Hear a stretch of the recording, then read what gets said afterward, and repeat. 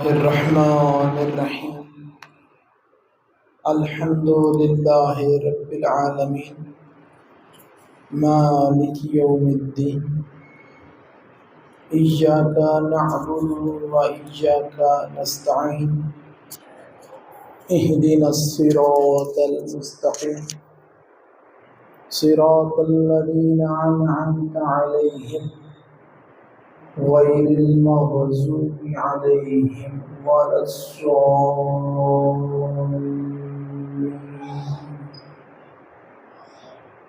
صدق اللہ العلی العظیم۔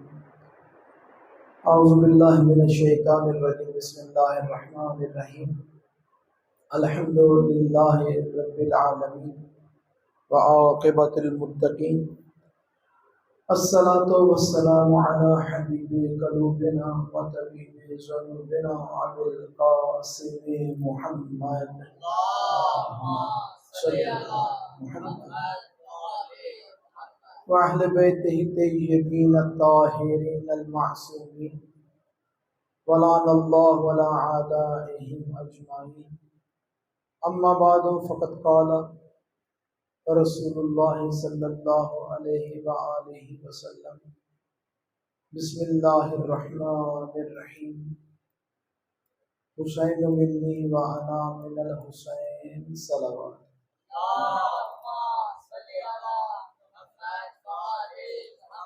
نعرہ تکبیر، نعرہ رسالت، نعرہ حیدری، حسینیت، یزیدیت، خاندان سیدہ زہرا پہ بآواز بلند صلوات۔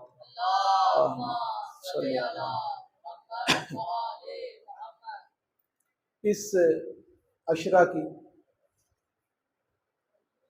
تقریباً نامی مجلس، اس عشرہ میں کوشش کی کہ اہمیت نماز کیا ہے، نماز کتنی اہم چیز ہے، نماز پڑھنے کی فضیلت کیا ہے، حتیٰ کہ نماز کی فضیلت کا اندازہ اس چیز سے بھی لگایا جا سکتا ہے کہ اس نماز کی تیاری میں جو اذان دے پروردگار اسے حق شفاعت عطا کرتا ہے، جو اذان و اقامت کہے ملائکہ اس کے پیچھے کھڑے ہو کر نماز پڑھتے ہیں، جو اذان و اقامت کہے اس کو پروردگار اختیار دے دیتا ہے کہ جنت میں جس دروازے سے چاہتے ہو چلے جاؤ۔ یہ تمام فضیلتیں ایک نماز کو شروع کرنے کے لیے، اور یہاں تک کہ جو وضو کیا جائے گا اس وضو کے پانی کے جو قطرے گرتے ہیں پروردگار اس سے ملائکہ کو خلق فرماتا ہے۔ اتنی باعظمت چیز ہے یہ نماز کہ جس کے مقدمے سے ہی ملائکہ ہماری عبادت میں شامل ہو جاتے ہیں۔ اس طریقے سے تھوڑی تھوڑی اپنے وقت کے لحاظ سے اور اپنے طالب علمی معیار کو مد نظر رکھتے ہوئے وضاحتیں کرنے کی کوشش کی کہ کس طریقے سے وضو کیا جائے، وضو کرنے کی فضیلت کیا ہے، وضو کرنے کی اہمیت کیا ہے، اذان اور اقامت جو کہے گا اس بندے کی کیا فضیلت ہے، اذان و اقامت نہیں کہی جائے گی تو پھر بھی نماز ہو جائے گی۔ ہر روز میں یہ جملہ ضرور استعمال کرتا ہوں کہ اذان اقامت نہ کہیں گے تب بھی نماز ہو جائے گی۔ آپ وضو میں اس چیز کا خیال نہ رکھیں کہ کون کون سے سورے کا پڑھنا مستحب ہے، وضو کی کون سی دعائیں پڑھنی چاہیے، ایسے بغیر پڑھے دعاؤں کے وضو کر لیں تب بھی نماز ہو جائے گی۔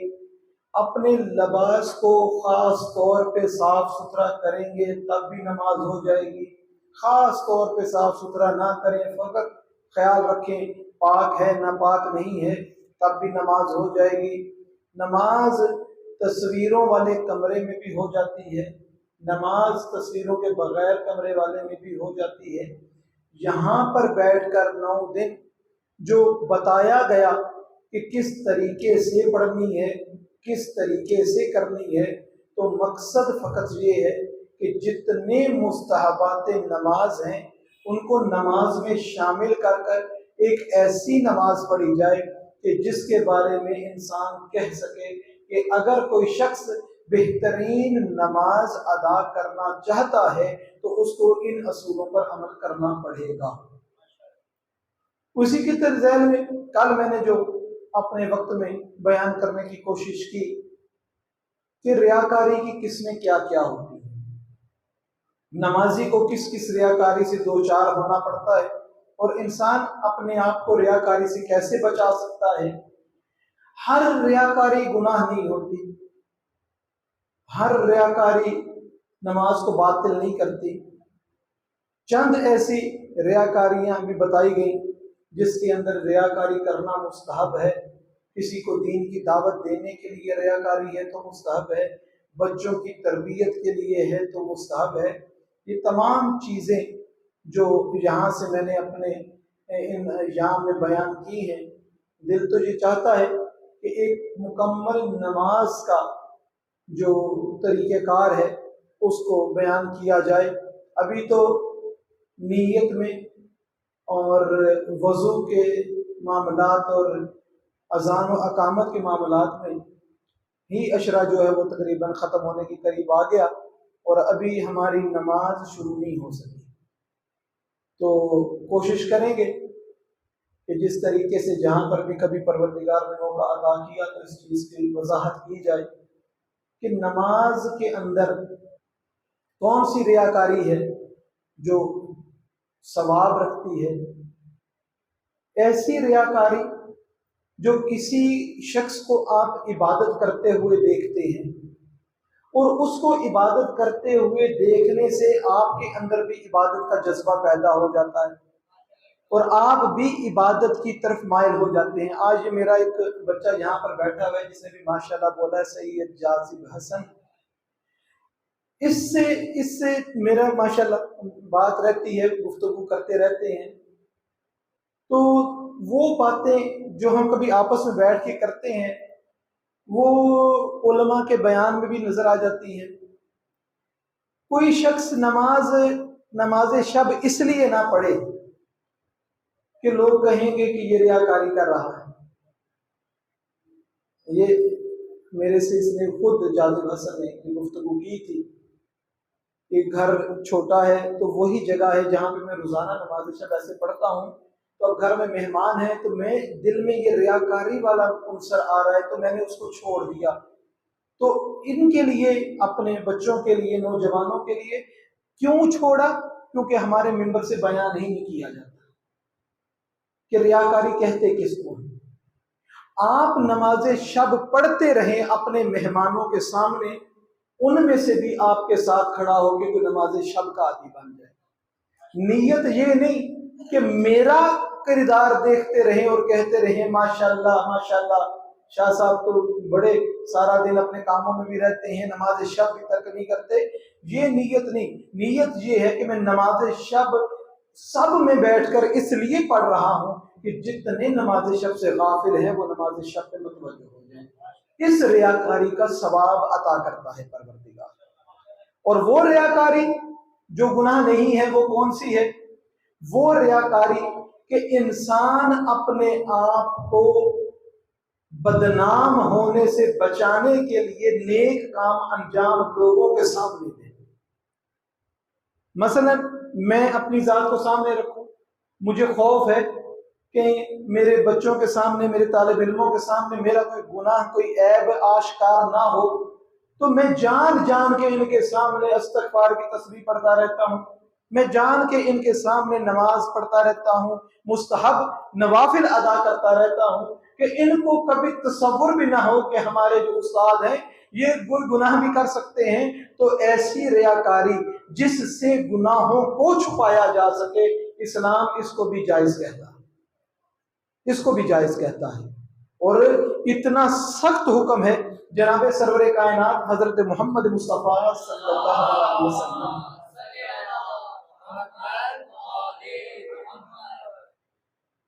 آپ سب کی صلوات سے میرا اتنا دل خوش ہوا ہے کہ جس طریقے سے مولا حسین علیہ السلام فرماتے ہیں کہ جیسے صحابہ مجھے عطا ہوئے ہیں، نہ میرے بابا کو ملے نہ میرے نانا کو ملے، جیسے سامعین پر توجہ پروردگار نے مجھے عطا کیے ہیں۔ پروردگار آپ کو سلامت رکھے، پروردگار بانیان کی محنتوں کو قبول فرمائے، بانیان کے مرحومین کی بلندی درجات کے لیے، تمام حاضرین کی بلندی درجات کے لیے، آج برسی ہے میری خالہ کی، ان کی خاص طور پہ بلندی درجات کے لیے، اپنی دعاؤں کی قبولیت کے لیے، اور ظہور امام زمانہ میں تاجیل کے لیے بآواز بلند صلوات۔ اللہم صلی علی محمد جناب سرور کائنات حضرت محمد مصطفیٰ صلی اللہ علیہ وسلم کا ارشاد گرامی کہ میری امت کا ہر شخص بخشا جا سکتا ہے مگر وہ نہیں جو گناہ کو سر عام کرے،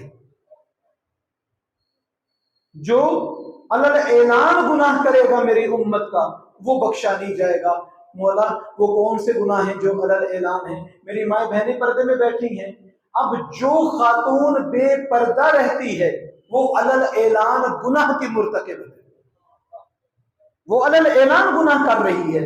جو حجاب نہیں کرتی، پردے کا خیال نہیں کرتی، نماز پڑھتے ہوئے اپنے لباس کا خیال نہیں کرتی، وہ اپنے آپ کو صحیح طریقے سے پردے میں نہیں رکھتی، وہ علل اعلان گناہ کا ارتکاب کر رہی ہے۔ اور جو بیٹے، جو جوان اپنی داڑیاں منڈوا دیتے ہیں وہ علل اعلان گناہ کا ارتکاب کر رہے ہیں،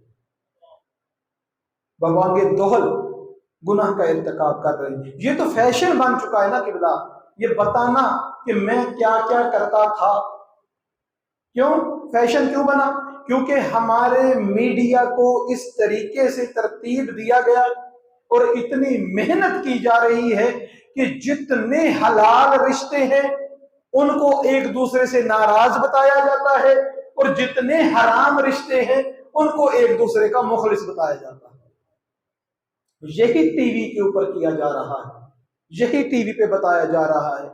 کوئی مجھے بتائے، کبھی اگر اتفاق آپ کا ہو تو کوئی چینل پر ایسا ڈرامہ جہاں پہ 4 5 6 بیٹیاں ہیں، 2 4 بیٹے ہیں، تو ضرور باپ سے بدتمیزی کریں گے، نافرمان ہوں گے، چوری چوری چھت پہ چلے جائیں گے، چوری چوری کام کریں گے، چوری چوری معاملات کریں گے، اور پھر ایسے مارننگ شو ترتیب دیے جاتے ہیں جن میں ان اپنی طرف سے وہ پروقار شخصیات کو بلاتے ہیں جو بتاتے ہیں کہ ہم جب بچپن میں تھے باپ سے چوری فلمیں بھی دیکھتے تھے، باپ سے چوری یہ بھی کرتے تھے، اور سننے والے ایسے سنتے ہیں جیسے بڑا کمال کرتے تھے۔ اتنا آپ کیا کہتے ہیں مہذب قسم کا کام کرتے تھے۔ ہم چوری چوری پہلے دن جب سگریٹ پیا بابا کو پتہ نہیں لگا، تالیاں بجتی ہیں، شاباش ہوتی ہے۔ جب ایسے ماحول میں میرا بیٹا، میرا جوان پروان چڑھے گا تو وہ یہی کرے گا۔ اس کو بتایا ہی جا رہا ہے کہ یہی کلچر ہے، یہی ہے۔ جب گناہوں کو سر عام کرو گے، گناہوں کو چھپاؤ گے نہیں، گناہ ہو گیا ہے تو اس کی تشہیر کرو گے، گناہ کر کے فخر کرو گے۔ رسول خدا فرماتے ہیں کہ میری امت کے تمام افراد بخشے جا سکتے ہیں مگر گناہوں کو سر عام کرنے والا کبھی بخشا نہیں جائے گا۔ صلوات پڑھیں محمد اور آل محمد پر۔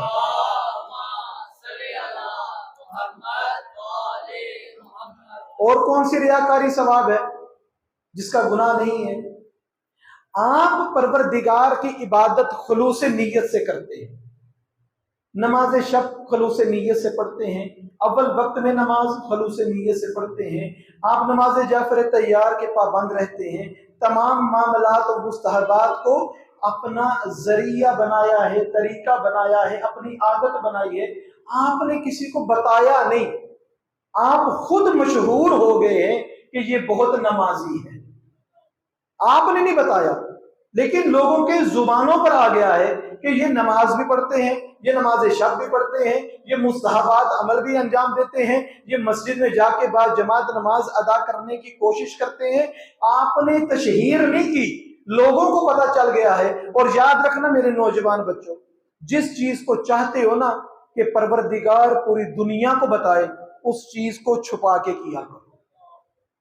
جو نیکی چاہو کہ پوری دنیا کو پتا چلے اس کو اتنا چھپا کے کرو، جتنی نیکی چھپا کے کرو گے پروردگار آپ کے نیکی کو اتنا سامنے کر دے گا۔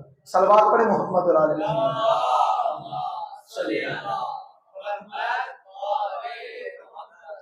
وہ نیکی، وہ عبادت جو میں نے بتائی نہیں مگر لوگوں کی زبان پر آ گیا ہے، لوگوں کی زبان پر اصل میں ایک بات کرتے ہیں پھر دوسری بات ذہن میں آ جاتی ہے، تو کوشش ہوتی ہے کہ کوئی ایسا جملہ کہہ دیا جائے جو بچوں کے ذہن میں رہ جائے، نوجوانوں کے ذہن میں رہ جائے اور اس کو پلے باندھ لیں ہماری نجات کے لیے۔ وہی ایک جملہ کافی ہو جائے کہ نیکی کرتے ہیں لیکن اس کی تشہیر نہیں کرتے، کسی کو بتاتے نہیں ہیں، لیکن وہ لوگوں کی زبانوں پہ آ جاتا ہے۔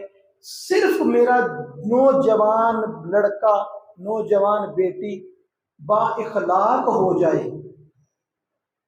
تو معصوم فرماتے ہیں کہ با اخلاق جو ہوتا ہے نا وہ معاشرے میں نمازی اور روزہ دار شمار کیا جاتا ہے۔ زبان اچھی ہے، لوگ کہتے ہیں یقیناً نماز پڑھتا ہوگا، زبان اچھی ہے، اخلاق اچھا ہے، کہتے ہوں گے یہ روزے بھی رکھتا ہوگا، لیکن جتنی مرضی عبادتیں کریں، جتنے مرضی روزے رکھیں، اگر بد کلامی ہے تو نہ کوئی نماز کا اعتبار کرتا ہے نہ کسی عبادت پہ یقین کرتا ہے۔ خوش اخلاقی جو ہے انسان کو عبادت گزاروں میں شمار کرنا شروع کر دیتی ہے۔ اور میں بتا رہا تھا کہ بتایا نہیں آپ نے، نیکی کرنا شروع کر دی، عبادت کرنا شروع کر دی، لوگوں کی زبانوں پر آ گیا۔ جناب سرور کائنات حضرت محمد مصطفیٰ صلی اللہ علیہ وسلم صلی اللہ محمد ارشاد فرماتے ہیں کہ وہ نیکی جو آپ بتاتے نہیں ہو اور لوگوں کی زبانوں پر آ جاتی ہے اور آپ کی کاموں سے ٹکراتی ہے تو یہ وہ آپ کا عمل ہے جو جنت میں جانے سے پہلے آپ کو خوشخبری دی جاتی ہے۔ اور جو زیادہ عارف ہوتے ہیں نا، جو منزل عرفان پر فائز ہوتے ہیں، جو حقیقت سے آشنا ہوتے ہیں، جب وہ سنتے ہیں نا کہ ہمارے اور رب کے تعلقات کا کسی اور کو بھی پتہ لگ گیا ہے تو وہ اس پہ خوش نہیں ہوتے۔ میں نے پچھلے دنوں وہ واقعہ بھی پڑھا تھا، شاید آپ کے ذہنوں میں ہو، کہ ایک سیاہ فام حبشی کو ایک شخص نے دیکھا دعا کرتے ہوئے، قحط تھا، خشک سالی تھی، اس نے دعا کی، پروردگار نے بارش کر دی۔ وہ بڑا حیران ہوا کہ سیاہ فام حبشی غلام ایک مرتبہ دعا کی ہے، بارش آ گئی ہے، بادل آ گئے، سارے معاملات ٹھیک ہو گئے۔ اس نے کہا میں دیکھوں یہ غلام کس کا ہے، یہ غلام کس کا ہے۔ وہ پیچھے پیچھے گیا، وہ غلام امام علی زین العابدین علیہ السلام کے گھر آ گیا۔ صلی اللہ علیہ وسلم۔ جب ان کے گھر آیا تو وہ سمجھ گیا کہ یہ یقیناً اس گھر کی تربیت ہے۔ اس نے مولا سے مختصر کرتا ہوں وہ غلام مانگا، کہا کہ میں خریدنا چاہتا ہوں۔ مولا نے فرمایا کہ ہم غلام فقط خریدتے ہیں، بیچتے نہیں ہیں، یہاں سے لے کر جا سکتے ہو، بیچنے والا کام ہم نہیں کرتے۔ اب وہ غلاموں میں سے غلام پسند کیا نا تو وہ کہنے لگا کہ مجھے مولا کے پاس رہنے دو، مجھے کیوں لے کے جاتے ہو؟ تو اس شخص نے کہا میں نے تیرا کمال دیکھ لیا ہے کہ تو ہاتھ دعا کے لیے اٹھاتا ہے، پروردگار دعا اتنی جلدی قبول کرتا ہے، اب ہوتا نا تو میرے جیسا تو وہ خوش ہو جاتا، چلو کسی کو تو پتا چلا نا کہ علی وجدان کی کیا کیا خصوصیات ہیں۔ لیکن اس غلام نے جب سنا نا کہ اس کو پتا چل گیا ہے کہ میری پروردگار کے ساتھ اتنی منظوری ہے تو اس نے دعا کی، پروردگارا یہ تو تیرا اور میرا راز تھا، اس کو پتا چلا ہے، اب مجھے تو اٹھا لے، اب میں زندہ نہیں رہنا چاہتا۔ کچھ دن اس کو بخار رہا اور دنیا سے وہ رخصت ہو گیا۔ لیکن یہ والی جو نیکی ہے، یہ والی جو عبادت ہے، یہ ریاکاری میں شمار نہیں کی جاتی۔ ریاکاری وہ چیز ہے، ریاکار کو معصوم فرماتے ہیں محشر میں جن الفاظ سے پکارا جائے گا یا تو اس کو کافر کہہ کے بلایا جائے گا، ریاکار کو جو ظاہری طور پر دکھاوے کی عبادت کرنے والا ہے اس کو کافر کہہ کے، فاسق کہہ کر اور خائن کہہ کر پکارا جائے گا۔ اس کی نمازیں، اس کی عبادتیں تمام تر بیکار۔ صرف اگر ہم یہ چاہتے ہیں کہ ہماری ریاکاریاں شمار نہ ہوں تو معرفت پروردگار کو بلند کریں۔ ماشاءاللہ جتنا زور باطل آپ کو گمراہ کرنے کے لیے لگا رہا ہے نا، آپ کو چاہیے کہ اس سے زیادہ طاقت حق کو سمجھنے کے لیے صرف کریں۔ جو یہ ٹی وی پہ دکھایا جاتا ہے، معاشرے میں بتایا جاتا ہے، اب برائی اب کس طریقے سے، گناہ ایک بتانا تو الگ ہے، میں نے کوئی گناہ کیا، میں نے اپنے دوست کو بتا دیا، اپنے بھائی سے ذکر کر دیا، یہ ایک الگ چیز ہے، اور ایک گناہ کو پورا پلانٹ کر کے ٹیلی ویژن پر اس کو فلما کے دکھانا کہ یہ گناہ کیسے ہوتا ہے، کیسے کر سکتے ہو، اور کیسے پھر پکڑے جاؤ گے۔ اب بتایا کیا جاتا ہے، ایسے ایسے کرو گے تو پکڑے جاؤ گے، تم نے یہ گناہ کرنا ہے تو یہ والے کام نہ کرنا، کسی اور طریقے سے کرنا کہ پکڑے نہ جاؤ۔ صلوات پڑھے محمد رسول اللہ۔ ٹی وی پہ دکھایا جاتا ہے، ہمارے معاشرے میں برائی نہیں، ہمارے معاشرے میں برائی نہیں رہی، بے ایمانی نہیں رہی۔ ہمارے معاشرے میں وہ یوٹیوبر چلا جاتا ہے کسی جگہ پر، آپ کو میں اس بندے سے ملاتا ہوں جو بغیر دودھ کے، بغیر دودھ استعمال کیے آپ کو 1 من دودھ تیار کر کے دکھائے گا۔ 1 من دودھ تیار کرے گا، اس کے اندر دودھ بالکل بھی نہیں ہوگا، یہ اس کا فن ہے، یہ اس کا کمال ہے، اور اس کی تشہیر کی جاتی ہے، لوگ واہ واہ بھی کرتے ہیں۔ آج نوجوان کیسے سمجھے کہ برائی کیا ہے جب دکان پہ رکھا ہو کہ یہ ملاوٹ والا دودھ اتنے روپے کلو ہے، یہ خالص دودھ اتنے روپے کلو ہے۔ اب یہ برائی رہی نہیں۔ ہم خود چیزیں رکھتے ہیں نا اپنے کاروبار کرتے ہوئے دکانوں کے اوپر، خالص یہ ملاوٹ والی ہے، خالص یہ ملاوٹ والی ہے۔ یہ خدا ایسی قوموں پر پھر ایسے ہی معاملات مسلط کرتا ہے جیسے کہ ہم پر ہوئے ہیں۔ صلوات علی محمد اور آل محمد پر اللہم صلی علی محمد۔ قبلہ سب تشریف لے آئیں، صلوات پڑھے محمد اور آل محمد۔ صرف میرے یہ جو نوجوان بچے میرے سامنے بیٹھے ہیں نا، بیٹا اگر دل کے اندر 1% بھی خواہش ہے کہ ہم امام زمانہ کی سپاہ میں شامل ہوں، تو ان سب کاموں کو، جو برائی ہے اس کو برائی سمجھنا، جو جھوٹ ہے اس کو جھوٹ سمجھنا، جو حرام ہے اس کو حرام سمجھنا۔ حرام کو نام دے دیا گیا ہے فن کا، نام دے دیا گیا ہے ٹرک کا، یہ اس کا کمال ہے جو اتنا کما لیتا ہے، یہ اس کا فن ہے، کوئی فن نہیں ہے، کوئی کام نہیں ہے، یہ حرام ہی ہے۔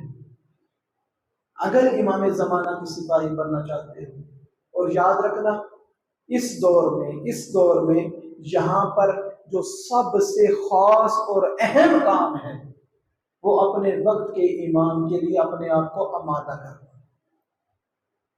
تیار کرنا کہ مولا جب آئیں تو ہم لبیک کہیں۔ اپنے آپ کو عادت ڈالو، جو ڈیوٹیاں آپ کی لگی ہیں، آپ کی ڈیوٹی ہے اپنی نماز پڑھنی ہے، آپ کی ڈیوٹی ہے آپ نے روزہ رکھنا ہے، آپ کی ڈیوٹی ہے کہ آپ نماز شب ادا کریں، جو بھی ڈیوٹی ہے، کوئی کام پہ جاتا ہے، آفس جاتا ہے، گھر میں بزرگ ہیں ان کی بات ہے، اپنے آپ کو یس کہنے کی عادت ڈالیں، لبیک کہنے کی عادت ڈالیں۔ نماز کا وقت ہے تو لبیک، روزوں کا وقت آ گیا تو لبیک، کام پہ جانا ہے تب بھی لبیک، ماں باپ نے حکم دیا ہے تب بھی لبیک، آواز دی ہے تب بھی لبیک۔ اتنی عادت اپنے آپ کو ڈالیں، اتنی عادت یہ لبیک کی پڑ جائے آپ کو کہ جب وقت کا امام آواز دے تو بغیر سوچے سمجھے، کسی اور کی زبان سے نکلے نہ نکلے، آپ کے منہ سے لبیک نکلے۔ اپنے آپ کو حاضر کرنے کے لیے ہمیشہ تیار رہیں۔ یہ آج کل کا دور ہے جو ہم ڈیلے کر دیتے ہیں، معاملے کو ٹال دیتے ہیں۔ جب امام ظہور فرمائیں گے تب یاد رکھنا پھر ٹائم نہیں ہے کہ 1 منٹ ٹھہر جائیں یا 2 منٹ ٹھہر جائیں، پھر نہیں، پھر جیسے وہ سمجھ لیں کن فیکن والا معاملہ ہے نا، کہ مولا حکم دیں گے اور آپ کو کرنا پڑے گا، انتظار نہیں۔ پھر مولا کو وہ لفظ مجھے نہیں مل رہا اور کوئی کون سا بولوں، مولا کو لارے نہیں لگانے، جیسے اکثر لگا دیتے ہیں نا، بس میں 5 منٹ میں آیا، تو وہ 2 دن انتظار ہی بندہ کرتا رہتا ہے، وہ 5 منٹ کب ختم ہوں گے اور وہ کب آئے گا۔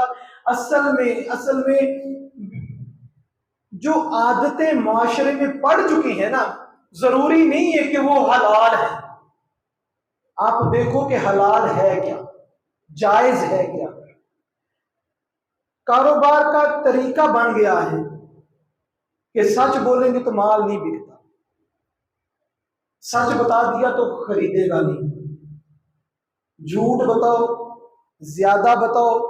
زیادہ بتائیں گے تو وہ پھر کم کرے گا، پھر صحیح بیلنس پہ آئے گا تو نہ جانے پھر اس کمائی کا کیا معاملہ ہوگا، وہ خدا جانے اور وہ پھر بیچنے اور خریدنے والا جانے۔ صلوات پڑھے محمد اور آل محمد۔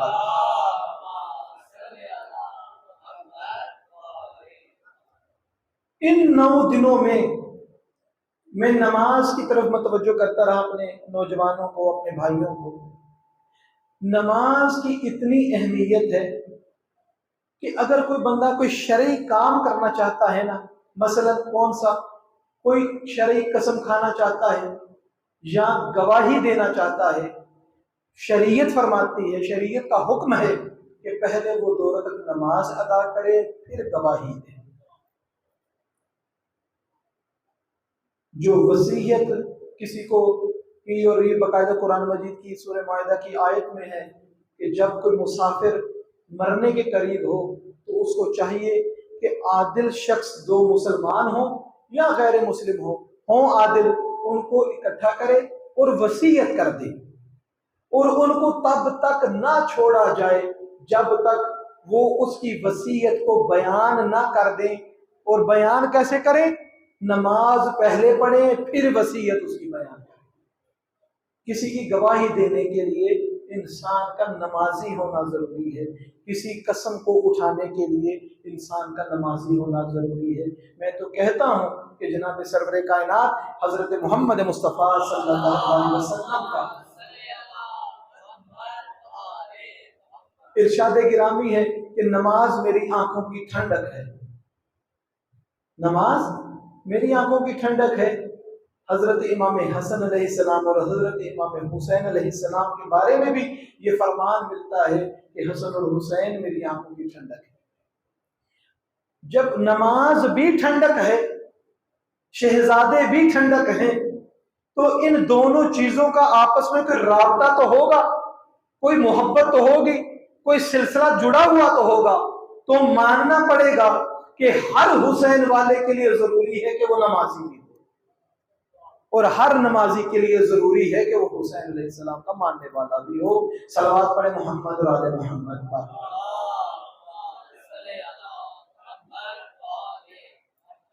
ایک درخت کے نیچے کھڑے ہو کر 2 رکعت نماز پڑھنا، 100 درخت لگے ہوئے ہیں، ہر درخت کے نیچے کھجور کے کھڑے ہو کر 2 رکعت نماز پڑھنا۔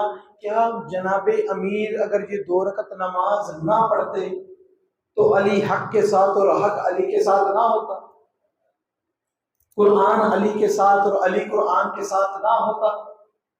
آل محمد علیہ السلام نے جب بھی خدا سے کچھ طلب کیا ہے پہلے سر سجدے میں رکھا،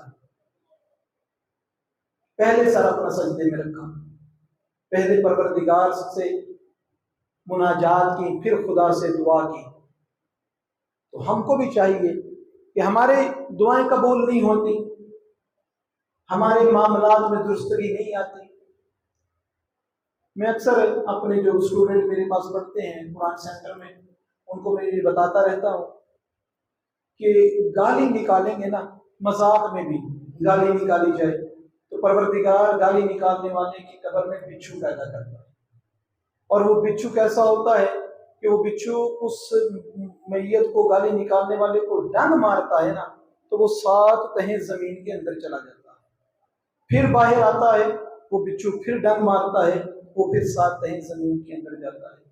میں نے ایک شخص سے یہ بات کی، کسی کو اس نے گالی وغیرہ نکالی تو میں نے اس کو منع کیا اور معصوم کا یہ فرمان سنایا، تو وہ آگے سے کہتا ہے اسی ہیں علی دے منن والے، اسی بچھڑوں بھی دیکھ لیں گے۔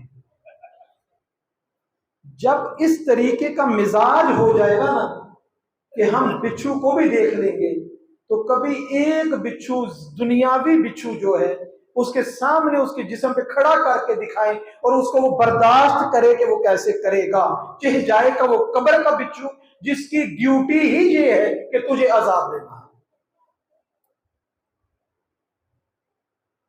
وہ کر رہا ہے نا، جو ڈنگ مار رہا ہے، جو ڈس رہا ہے، وہ ہمیں لگ رہا ہے کہ ڈس رہا ہے، وہ عبادت پروردگار میں مصروف ہے۔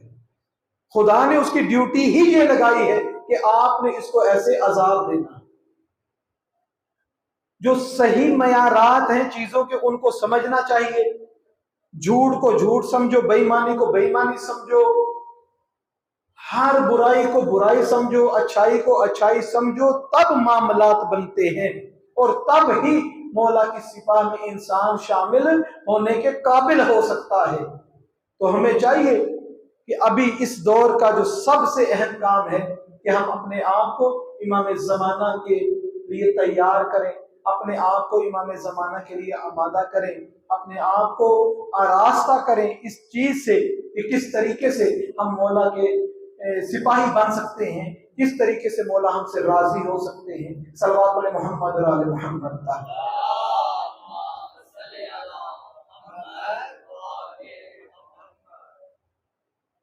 انشاءاللہ پھر کبھی موقع ملا کسی جگہ پر بیٹھ کر کوشش کریں گے کہ نماز کو آگے بھی لے کے جایا جائے، کہ رکوع کرنے کی فضیلت کیا ہے، نماز کے قیام کی فضیلت کیا ہے، نماز کے سجدے کی فضیلت کیا ہے، نماز میں اللہ اکبر کہنے کی فضیلت کیا ہے، اور سب سے بڑی بات معصوم فرماتے ہیں کہ انسان کبھی گناہ کرتا ہے نا اور اس کو کر گزرے تو پروردگار فرشتوں کو لکھنے نہیں دیتا۔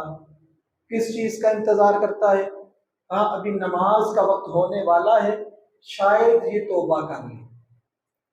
نماز ہو گئی، کوئی توبہ نہیں کی، پروردگارہ اس نے تو ایک نماز ختم کر لی، کوئی توبہ نہیں، کوئی ملال نہیں، کہا بھی دوسری نماز آئے گی، پھر تیسری آئے گی، پھر چوتھی اور پانچویں۔ اس کا انتظار کرو کہ ابھی گناہ کو نہ لکھو، کسی وقت ہو سکتا ہے یہ اپنے گناہ سے توبہ کر لے، پھر اس کے گناہ کو ابھی نہ لکھو۔ معصوم فرماتے ہیں کہ جو دو سجدوں کے درمیان ہم استغفر اللہ ربی واتوب الیہ کہتے ہیں اور پھر دوسرا سجدہ کرتے ہیں، گناہگار انسان اگر ہو اور اپنے گناہوں سے غافل ہے، توبہ استغفار نہیں کر رہا، پروردگار اس نماز والے استغفار پر بھی اس کے گناہ معاف کر دیتا۔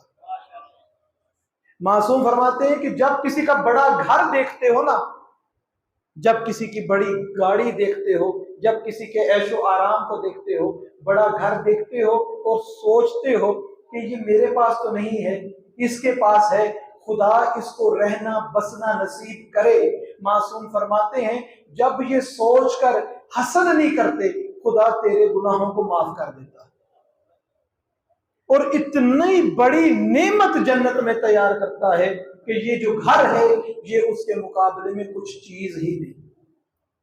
یہ جو نعمتیں پروردگار نے دنیا میں نہیں دی، یہ نعمتیں آخرت میں اتنا بڑا مقام رکھتی ہیں کہ معصوم فرماتے کہ جب انسان کو کوئی دنیا میں نعمت نہیں ملی اور جنت میں اس کو جب اس کا بدل عطا کیا جاتا ہے تو پھر وہ بندہ دعا کرتا ہے پروردگارہ کاش تو نے مجھے دنیا میں کوئی نعمت عطا کی ہی نہ ہوتی، ساری نعمتیں مجھے یہاں پہ عطا کرتا۔ بس ایک چیز جو ہے وہ بتایا گیا کہ کچھ نابینا ایسے ہیں جو دنیا میں بھی اندھے ہیں، آخرت میں بھی اندھے رہیں گے۔ وہاں پہ تو ایک نعمت عطا ہونی چاہیے نا، جو اندھا ہے اس کو تو ایسی نعمت عطا ہونی چاہیے کہ جنت کے اندر بہترین اس کو بصیرت عطا ہو، بہترین بصارت عطا ہو، لیکن خدا فرماتا ہے جو دنیا میں اندھے ہیں وہ آخرت میں بھی اندھے رہیں گے۔ جب اس کی تہ میں جاتے ہیں، تحقیق میں جاتے ہیں، جو دنیا میں آل محمد علیہ السلام کا انکار کرنے والے ہیں وہ آخرت میں بھی انکاری ہی رہیں گے۔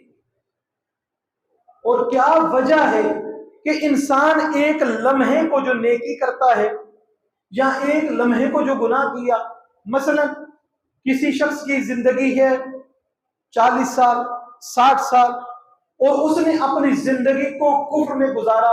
کتنے سال کفر میں گزاری اس نے؟ 60 سال. اب سارے 60 سال زندگی کفر میں گزاری، ہمیشہ کے لیے پروردگار اسے جہنم میں ڈال دے. نہ ختم ہونے والا عذاب. 60 سال اس کی زندگی ہے، 60 سال اس نے کفر کیا ہے، اس کی اتنی بڑی سزا. اور جس نے 60 سال نیک کام کیے، نمازیں پڑھی، اس کو اتنا بڑا اجر کہ وہ نہ ختم ہونے والی جنت میں داخل کر دیا جاتا ہے. اس کا معیار بھی معصوم فرماتے ہیں تیری نیت پر ہے، تیری نیت پر ہے. وہ جو 40 سال 60 سال کفر میں رہتا ہے، ہمیشگی کی جہنم اسے کیوں ملتی ہے؟ معصوم فرماتے ہیں کہ پروردگار اگر اسے ہمیشہ کی زندگی عطا کر دیتا، یہ تب بھی کفر میں رہتا، اس لیے اسے جہنم میں ڈال دیا. اور یہ جو نیک کام کر کے 40 سال 60 سال جنت میں چلا گیا، اگر اسے قیامت تک کے لیے زندہ رکھا جاتا، یہ نیکیاں کرتا رہتا، گناہوں سے بچتا رہتا، اس لیے اسے نیت کی وجہ سے اسے جنت میں بھیجا گیا. نیت نیک رکھنی ہے، نیت کو بلند رکھنا ہے. نیت جتنی پائیدار ہوگی اتنا پائیدار اجر نصیب ہوگا. یاد رکھنا کہ جہنم کے اندر، صلوات پڑھے محمد اور آل محمد،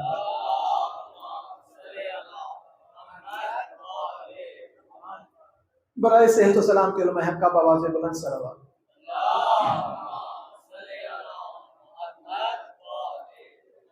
یہ جنت میں حوریں، جنت میں غلمان، جنت کی نعمتیں، جنت کے شجر، جنت کے یہ پہاڑ اور درخت، یہ جنت میں سب کچھ پہلے سے آپ کے لیے رکھا ہوا نہیں، یہ آپ اپنے اعمال سے وہاں پر ان کی خلقت کرتے ہیں.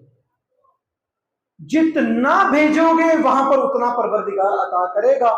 یہ ہے کہ یہاں پر بھیجتے کچھ ہو، پروردگار خوبصورت عطا کرتا ہے. پروردگار سے دعا ہے کہ پروردگار ہم سب کو اپنی نیتوں کو خالص کرنے کی توفیق عطا فرمائے. پروردگار ہمیں سچے سجدے کرنے کی توفیق عطا فرمائے. پروردگار ہمیں عبادتوں کا لطف جو ہے اصل، اس کو حاصل کرنے کی پروردگار توفیق عطا فرمائے. انہی عبادتوں کو کرتے رہے ہیں محمد اور آل محمد علیہ السلام. اتنی عبادتوں کا شوق تھا، اتنی عبادتوں سے لگن تھی. کیوں تھی؟ کیونکہ وہ خدا کی حقیقت سے آشنا تھے، خدا کی معرفت رکھتے تھے. یقیناً خدا کی معرفت تھی، تب ہی تو شام غریبہ میں بھی جناب زینب سلام اللہ علیہ نماز شب پڑھتی ہوئی نظر آتی ہے. کہ ایسے ماحول میں چادر چھن چکی ہے، گھر والے مار دیے گئے ہیں، خیمے جلا دیے گئے ہیں، پیاسے ہیں، پریشانی ہے، مگر سیدہ وہاں پر بھی نماز شب جو ہے وہ کھڑے ہو کر ادا کر رہی ہیں. جب یہی سیدہ زینب سلام اللہ علیہ قید میں گئے، ایک وقت ایسا بھی آیا کہ مولا امام علی زین العابدین علیہ السلام فرماتے ہیں، پھوپھی اماں میں دیکھ رہا ہوں کہ آپ نے شام غریبہ میں جو نماز کھڑے ہو کر پڑھی تھی، قید خانے میں آپ وہ نمازیں اب بیٹھ کر ادا کرنا شروع ہو گئی ہیں، اس کی وجہ کیا ہے؟ اس وقت بھی فرماتی ہیں کہ جو کھانا آتا ہے نا قیدیوں کے لیے، وہ اتنا کم ہوتا ہے کہ بچوں کو جب میں کھلاتی ہوں تو ان کا سیر نہیں ہوتے، ان کا پیٹ نہیں بھرتا. میں اپنے حصے کا کھانا بھی انہیں کھلاتی ہوں. اب جسم میں اتنی کمزوری آ چکی ہے کہ بیٹا سجاد کھڑے ہونے کی طاقت نہیں رہی، اس لیے میں زینب بیٹھ کے نماز ادا کرتی ہوں. اللہ لعنت اللہ علی القوم الظالمین. اللہم صلی علی محمد وعلی